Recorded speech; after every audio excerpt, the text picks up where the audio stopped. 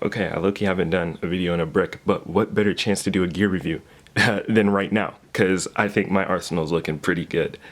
I know I haven't been doing a lot of posting within the last few months, but I've been working on some stuff. Low-key, I want to talk about these little guys first. My Squirefly 2X series. So, ooh, can you focus? Okay, yeah, this is a 2.5 I've been working on. I really think it's a really good concept. It's just I'm not sure if the appeal for it would be that big, specifically because it's aluminum. I mean, I've test flown both of them, and I personally think they fly very well. But again, my personal judgment is going to be very different from the next person's. So I definitely need to get some videos out on this so I can have some external feedback on what people think about aluminum FPV. Yeah, but with that, let's get into it. All right, so first I want to go over my radios. For one, or the first one I got was the Pocket, which is what I started off with, and then I jumped up to the TX15. Really nice radio. If you're just starting out, definitely go with the Pocket. I even still fly this today. 250 milliwatts. It's $60. You can never go wrong with that. And also the build quality is just really nice too for $60. Do mind that you have to throw in your own 18650s in there. So do not forget that when you do buy the Pocket. And yeah, next is the TX15, which is what I upgraded to around November or December. Either way, I like this radio. My only thing is it's pretty big, and the weight gets it really does start to get to you, especially if you fly without a strap like me, which is also why I like the Pocket, because it's super light. But I fly without a strap and I fly thumbs too, so it's a little hard to get a good grip on there. But either way, it depends on the scenarios I fly in, which they both have their strong cards. But yeah, next let's run on batteries. So I mainly fly 2S. I know there's some 1S ones here, but my 1S plans kind of went to garbage, but mostly 2S. I recently picked up these 2S GMB 550s, which honestly fly really good. They're high volt. You get 550 milliamps, and they're lighter than the ones I have back there, or the ones that I already have back there. Compared to this, which is, I got these off AliEx. They're called Beat LiFos. The specific ones I got are 450 milliamps, and while they do perform pretty good, their weight is a bit atrocious, I can't lie. We're gonna go ahead and weigh this 450, which is about 30.5 grams. Let's do this one more time. 30.5, yep. This is the 450, which is honestly very heavy for 450, and here is the 550, my bad. Here's the 550 milliamp. 26.5 gram. One more time. 28.26. Okay, yeah, that was because the lead was touching the table, but a 2 gram difference. But that's exactly why I switched to those GMBs. You get way more battery capacity. You have much less sag, especially because they're high voltage, and they're about, give or take, 2 grams lighter than these. Now, I know you can shorten the leads on them, which is exactly what I did to this one. Let's see how much this weighs really quick, which is 28 grams. Even still, 28 grams for a 450 is low-key kind of crazy, but we'll move on. Now there's battery chargers, duh. You can't fly without charging your batteries. Here is the V-Fly Tooth Store, yep. It's honestly a really good charger. I personally haven't had any problems with it. You can charge it, or you can power it off of XT30, or no, XT60, my bad. The DC power jack or USB-C, which is what I've been doing for pretty much the longest now. I mean, it's just a good charger. What more could you say? And also there's this BatGo 1S charger. I don't know. I just picked this up off of Amazon. I wasn't really paying attention and I didn't care. From when I've used it, I think it's a pretty good charger. I can definitely do it more in-depth review on it, but I need to get someone else. So yeah.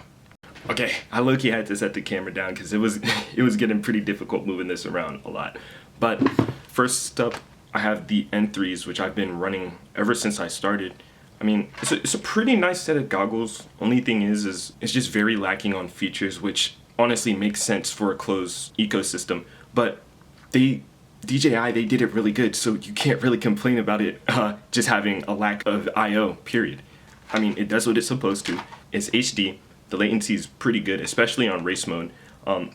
I know most people say they won't notice a difference on race mode, which you're kind of lying, because if you're shooting really tiny gaps and you're not using race mode, you're gonna start to feel that uncertainty whenever you go for that dive. Whenever you use race mode on DJI, I personally feel like I have more confidence going into dives, especially since the latency, well, yeah, the latency is variable, but it's a little lower and it's more consistent, which lets me feel more confident going for dive gaps and such. But yeah, pretty much just a solid goggle overall. If you can find these near MSRP, definitely buy them if you wanted to go into DJI. All right, next, HD0 now, and analog. Oh my God. I was so excited when these came in the mail. I got these literally yesterday, but yeah, I haven't had a chance to fly these because this piece of crap, which was gonna be my dedicated analog build, the camera kind of broke on me, so I had to order a new one. But HD0 goggles, I think we already know this is just endgame goggles pretty much. I mean, analog, HD0, HDMI in, wherever the heck it is, you can fly anything with these goggles, which is exactly why I brought them. Overall, we already know this is a good pair of goggles. So why wouldn't you want HD0 goggles? Okay, I mean, yeah. But joking aside, even though I haven't flown these, just putting them on, the overall fit, I personally think it feels pretty comfortable. I think I'm using the narrow faceplate on this, which it fits my face pretty well. There's a little light leakage around, for me at least, around the nose area and just barely around the top. But other than that, it's really good. One more thing I had a slight issue with is, I know this is an issue with me, is where I personally have this issue where my eyes have to work much harder than they need to focus in.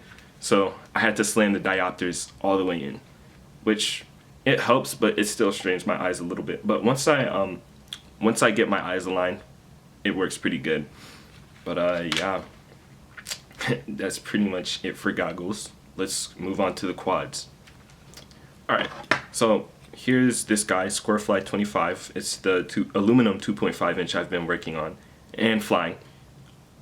What can I say? I freaking love it. I don't know if other people would, but I think I like it. It flies amazingly. It handles pretty good. The thrust is a little lacking, and that's definitely because of my prop choice, but I think it still handles really well, especially when it's paired up with these 2S 550s. Like, it just gets.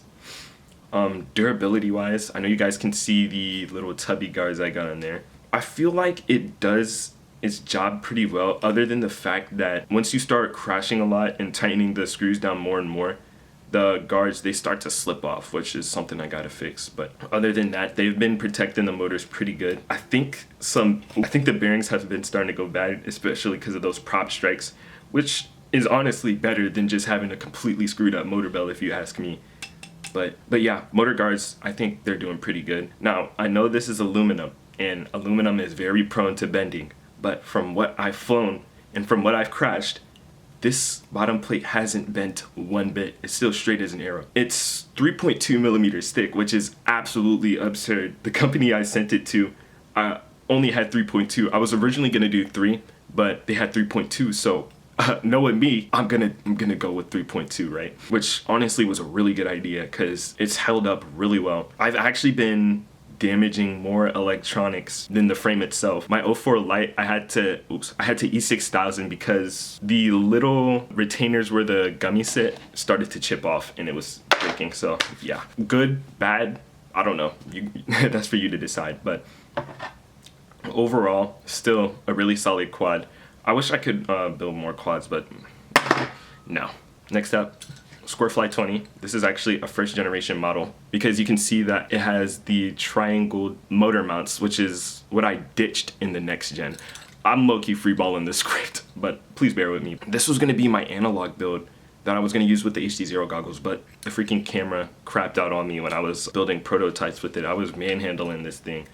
But yeah, I've actually flown this on digital 04. I've actually flown this exact frame on 04, which honestly, I think it handles all right. It definitely needed a tune, but other than that, it's all right. Durability wise, I don't think the first gen model would be able to hold up at all, especially because this is 2mm thick aluminum, and it just bends really easily, which is kind of a good and a bad thing, especially on analog since it's way lighter. But once you bend it, it's low-key kind of cooked. So yeah, second gen is going to have, it only has a 4-point mounting system, which I'm definitely gonna ditch on version 2 of SF20 because it just gives more durability, and also instead of 2mm, it's gonna be 2.5, so more material for more strength, I guess. So that's it for now. Yeah, I low-key don't know how I'm gonna throw this together, but thanks for watching if you made it to the end.